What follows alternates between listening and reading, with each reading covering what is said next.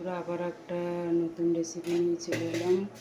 তো এটা কড়াই চাপিয়েছি, এই দেখো আলু কাটা আছে, আর এই দেখো সয়াবিন, দেখতে পাচ্ছ? তো দেখো তোমরা কি হবে এবারে করতে চলেছি, কীভাবে বানাচ্ছি রেসিপিটা অবশ্যই দেখতে থাকো তোমরা। তেল দিয়ে দিলাম,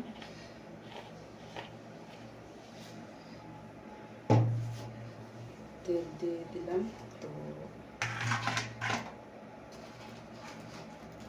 এবার দিলাম 5 ফোড়ন, বুঝতে পেরেছি?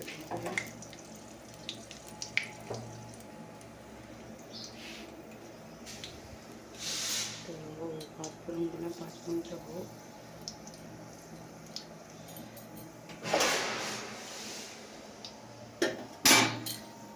তেলখানে নিলাম। তো দেখো বন্ধুরা, তেল 5 ফোড়ন দিয়ে দিলাম।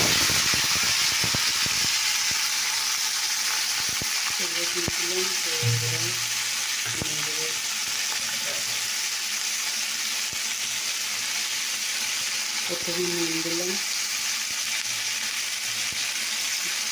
জিরে গুঁড়ো দিলাম,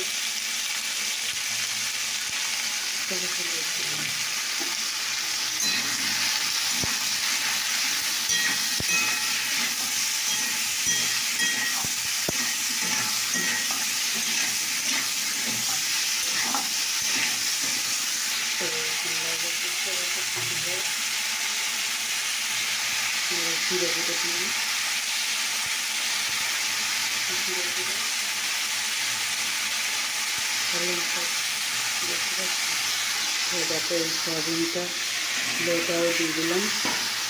এবার তো এবার দিয়ে দিলাম জল। তো মশলা দিয়ে এবার লাগা হয়, কিছু সম্পূর্ণ মশলা দিয়ে এবার নাড়া হবে। এবার আমি ঢাকা দিয়ে দিলাম।